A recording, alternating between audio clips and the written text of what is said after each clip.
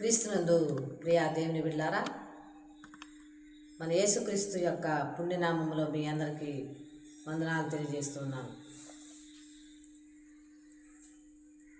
అందరూ బాగున్నారా?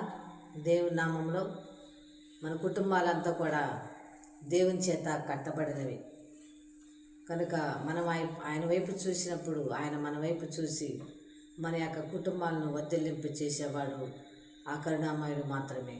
ప్రియ దేవుని బిడ్డారా, ఈ సమయంలో ఒక మాట దేవుని యొక్క వాక్యమును చదువుకుందాము. మరి వ్రాయబడినటువంటి వాక్య భాగంలో 2 తిమోతి పత్రిక 2వ అధ్యాయం 22వ వచనంలో ఆయన అంటూ ఉన్నాడు, మరి నీవు యవనేచ్ఛల నుండి పారిపోమ్ము. క్రీస్తునందు ప్రియ దేవుని బిడ్డారా, యవన కాలము మరి యవనేచ్ఛల నుంచి పారిపోమని వాక్యము చెబుతా ఉన్నది.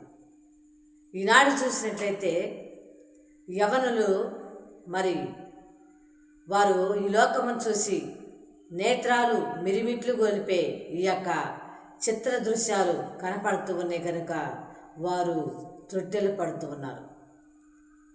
ఆ యొక్క యవ్వనేచ్ఛల నుంచి మరి వంకర మార్గాల నుంచి తప్పించుకోలేకపోతున్నారు. మరియు ఆ యొక్క యవ్వనులైనటువంటి వారు తన యొక్క నడతను శుద్ధి చేసుకోలేకపోతున్నారు. నేను ఏం చేస్తున్నాను, నేను ఎలా ఉన్నాను,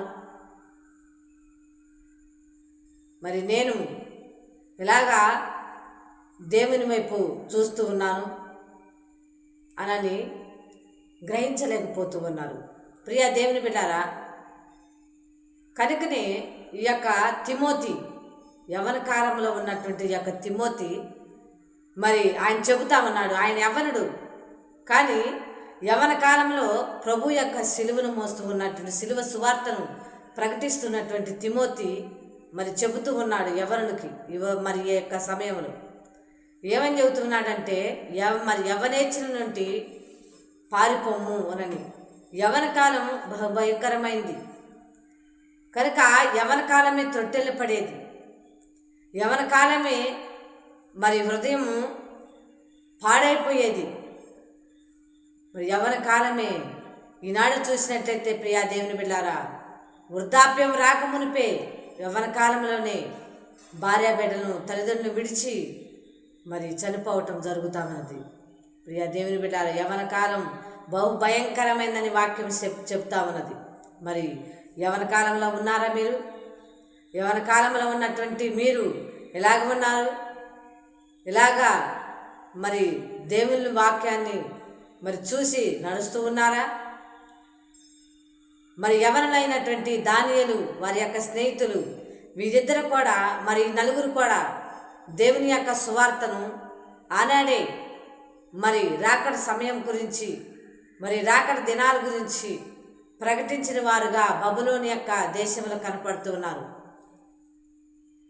వారు చేసినటువంటి ఆ యొక్క యవన కాలంలో చేసినటువంటి సేవా పరిచర్యను దేవుడు దీవించాడు కనుక వారికి మరి ఆయుష్కాలమును మరియు దేవునితోటి మరి సహవాసం కలిగి ఉన్నారు. ఈనాడు చూసినట్లయితే యవనుల మొత్తం కూడా మరి పాపేచ్ఛలకు లోనైపోతూ ఉన్నారు. మరి దురేచ్ఛలకు మరి లోనైపోతూ ఉన్నారు. ప్రియా దేవుని బిడ్డలారా, యవన కాలంలో నువ్వు ఉన్నావా?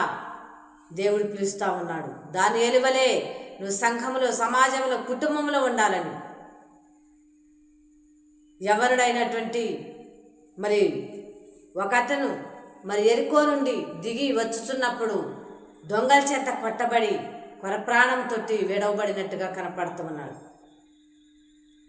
ప్రియా దేవుని బిడ్డలారా, నిన్ను పాపానికి దారి తీసే ఆలోచన నీలో ఉంటే ఈరోజు నుంచి అవి మరి దేవుని చిత్తము కాదని అనుకొని వాటిని తీసివేసుకో. యేసు ప్రభు వారు కూడా తన యొక్క యవ్వన కాలం అందే తండ్రి యొక్క చిత్తాన్ని నెరవేర్చిన కుమారుడు వలె ఉన్నాడు. మరి యవ్వన కాలంలో ఉన్నటువంటి మరి ఆ యొక్క షూలమితి పరమగీతాల్లో గ్రంథంలో ఉన్నటువంటి షూలమితి ఆమె కూడా యవనస్తురాలి. ప్రియ దేవుని బిడ్డలారా, ఆమె కూడా తన యొక్క జీవితాన్ని క్రీస్తుకు అంకితం చేసింది. ఇతనే నా ప్రియుడని చెబుతా ఉన్నది. నీ ప్రియుడు ఎవరు? ఈ లోకానికి సంబంధించిన వారా? షోలెమితి ఈ లోకానికి లొంగనటువంటి స్త్రీగా యవనస్తురాలుగా కనపడతా ఉంది. ప్రియా దేవుని బిడ్డలారా, ఒక్కసారి జ్ఞాపకం చేసుకో. నీ జీవితము, నీ యొక్క మాట, నీ యొక్క హృదయం ఎవరి వైపు లాగుతా ఉన్నదో. ఈ లోకం ఒక రోజుకి మరి గతించిపోతుంది, కానీ నీ యొక్క ప్రాణప్రియుడైనటువంటి యేసుక్రీస్తు ప్రభువారు నిలిచి ఉంటాడు. ఆయన కొరకు, ఆయన యొద్దకు వెళ్ళటానికి, ఆయనతో సహవాసం కలిగి ఉండటానికి యవనస్తులారా జ్ఞాపకం చేసుకోండి, నేను ఎలా ఉన్నాను. అందుకని వాక్యం ఏమని చెబుతా ఉందంటే, యవనులు దేని చేత మరి తన యొక్క నడతను శుద్ధి చేసుకుందురు అనంటే నీ వాక్యము చేతనే కదా అని 119 కీర్తనలో చెబుతా ఉన్నాడు. ప్రియా దేవుని బిడ్డలారా, మరి నీవు దేవుని యొక్క వాక్యాన్ని చదువుతున్నావా? లేకుంటే మరి తెల్లవారినప్పటి నుంచి ఆ యొక్క మొబైల్లో మరి ఈ లోకాన్ని వెతుకుతూ ఉన్నావా? దేవుని యొక్క పరిశుద్ధ గ్రంథంలో దేవుని బిడ్డల్ని వెతుకు. దేవుళ్ళు ఎలాగా నడిచారు, యవ్వనులు, వృద్ధులు అందరూ కూడా, స్త్రీలు ఎలాగ నడిచారో నేర్చుకో. వాటిని చదవటం నేర్చుకోండి.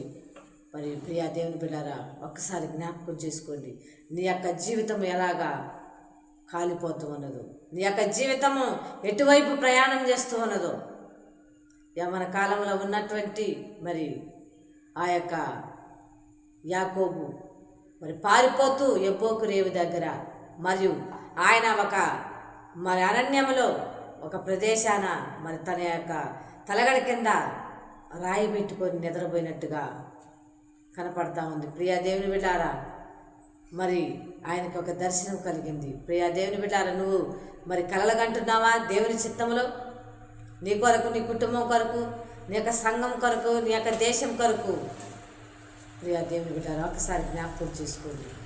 తన యొక్క చిత్తమును నెరవేర్చే బిడ్డల వలె, తన యొక్క చిత్తమును మరి ఎరిగి నడిచే బిడ్డల వలె, యవనుల వలె దేవుని యొక్క పరలోక రాజ్యములో మరి చేరినటువంటి స్తెఫను హతసాక్షిగా మారినట్టుగా కనపడ్డా. ఆయన కూడా యవనుడే, కానీ దేవుని కొరకు జీవించడానికి సిద్ధపడుతూ ఉన్నావా? ప్రియా దేవుని బిడ్డల వాక్యం చెబుతా ఉంది, యవనేచ్ఛల నుండి పారిపో అని వాక్యం చెబుతా ఉంది. యేసోపు కూడా అలాంటి యవన కాలంలో ఉండి తన మరి పాపం నుంచి పారిపోయాడు. ఈనాడు నువ్వు కూడా పాపం నుంచి పారిపోయి దేవుని యొక్క పాదాల చెంత చేరుకో. దేవుని ప్రార్థించు. దేవుని యొక్క చిత్తమును, దేవుని యొక్క చిత్తమును ఎరిగి దేవుని యొక్క చిత్తములో నడవటానికి సిద్ధపడటానికి సిద్ధపడు. ప్రియా దేవుని బిడ్డలు, ఒక్కసారి నువ్వు జ్ఞాపకం చేసుకొని ప్రార్థన చేసుకొని ఈ క్షణమందు దేవుడు తన వాక్యమును దీవించి ఆశీర్వదించును గాక. ఆమేన్.